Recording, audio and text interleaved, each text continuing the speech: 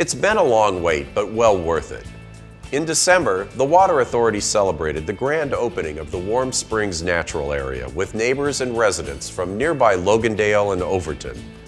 The SNWA acquired Warm Springs in 2007 to help preserve its historical, cultural, and ecological integrity and manage its water resources. The Warm Springs Natural Area is significant because the water that flows out of the springs here is the primary source of water for the Muddy River, which is the source of water for the Logandale, Overton, and Moapa area. It's also a source of water for SNWA in our urban community.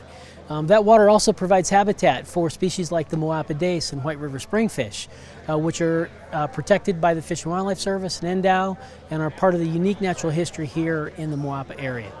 Just an hour's drive north of Las Vegas, Warm Springs features more than 24 bubbling springs, rushing streams, and lush wetlands.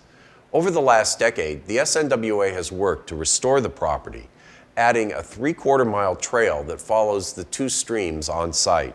The trail includes interpretive stops, as well as a boardwalk, spring viewing platform, outdoor seating, and amphitheater.